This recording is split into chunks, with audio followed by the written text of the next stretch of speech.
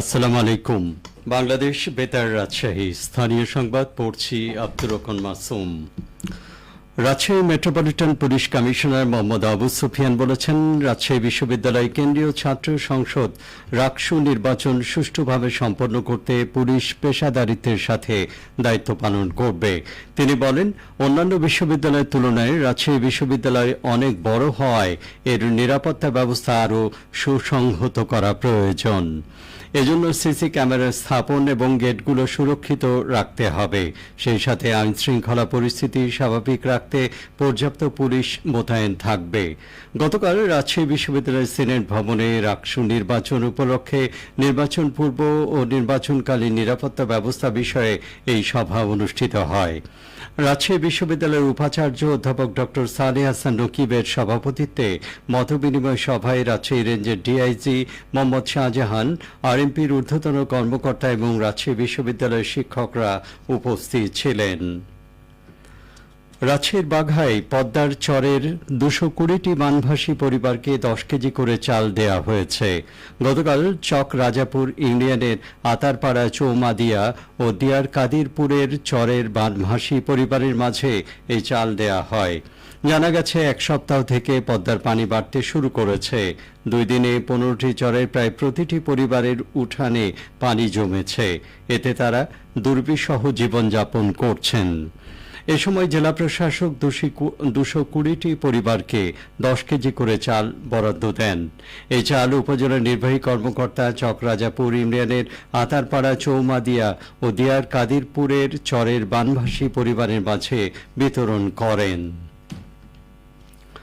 রাজশাহীর তানোরে বিলকুমারী বিল ও উন্মুক্ত জলাশয় সহ প্রাতিষ্ঠানিক পুকুরে মাছের পোনা অবমুক্ত করা হয়েছে।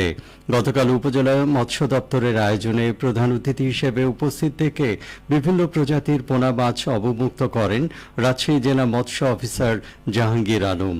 তানোর উপজেলা নির্বাহী অফিসার লিয়াকাত সালমানের সভাপতিত্বে ও তানোর উপজেলা মৎস্য অফিসার বাবুল হোসেনের সঞ্চালনায় মাছের পোনা অবমুক্তকরণ অনুষ্ঠানে বিশেষ অতিথি হিসেবে উপস্থিত ছিলেন রাজশাহী জেলার সিনিয়র সহকারী পরিচালক অসীম কুমার ঘোষ। এ সময় উপজেলা প্রশাসন সহ মৎস্য দপ্তরের কর্মকর্তা কর্মচারী উপস্থিত ছিলেন। তানোর উপজেলা মৎস্য অফিসার বাবুর হোসেন বলেন, ২০২৫-২৬ অর্থ বছরে ১,২০,০০০ টাকা মূল্যের বিভিন্ন প্রজাতির মাছের ৩৪৩ কেজি পোনা মাছ তানোর বিলকুমারী বিল সহ উপজেলা পরিষদের অভ্যন্তরে অবস্থিত ২টি পুকুর এবং চাপড়া এতিমখানা পুকুরে পোনা মাছ অবমুক্তকরণ করা হয়েছে।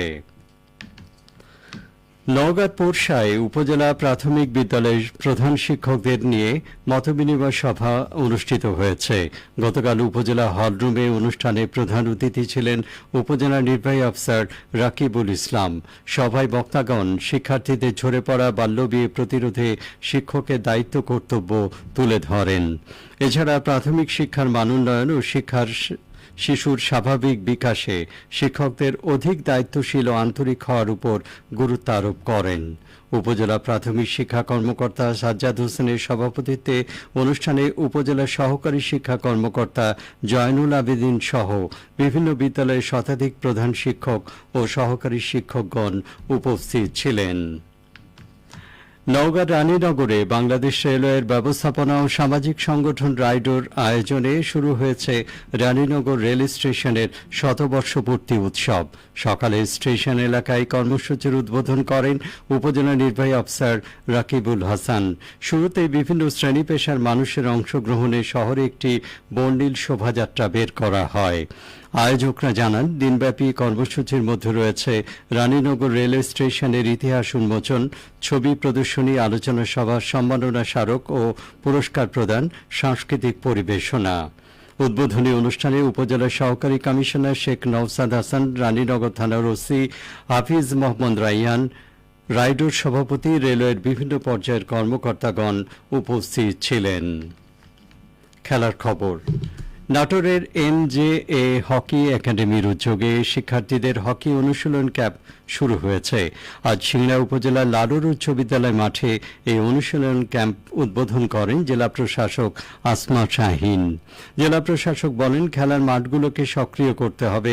খেলার মাধ্যমে সুনাগরিক হয়ে গড়ে ওঠার পাশাপাশি সফলতা প্রাপ্তির মাধ্যমে আন্তর্জাতিক পরিমণ্ডলে দেশের সুনাম বয়ে আনা সম্ভব। জেলা প্রশাসক আরও বলেন, জেলার সকল মাঠকে খেলাধুলার উপযোগী করে নিয়মিত খেলার অনুশীলন ও প্রতিযোগিতা আয়োজন করতে কার্যকর সকল পদক্ষেপ গ্রহণ করবে প্রশাসন। উপজেলা নির্বাহী অফিসার মাজারুল ইসলাম এতে সভাপতিত্ব করেন। প্রশিক্ষণে 40 জন শিক্ষার্থী অংশগ্রহণ করছেন। সবশেষে আবহাওয়া। আজ দুপুর 12টায় রাজশাহীতে তাপমাত্রা ছিল 29 ডিগ্রি সেলসিয়াস। সে সময় বাতাসে আপেক্ষিক আর্দ্রতার পরিমাণ ছিল 88%। রাজশাহী ও পার্শ্ববর্তী এলাকায় আজ সূর্যাস্ত সন্ধ্যে 6:40 সংবাদ শেষ হলো। আমাদের পরবর্তী স্থানীয় সংবাদ দুপুর 2:05।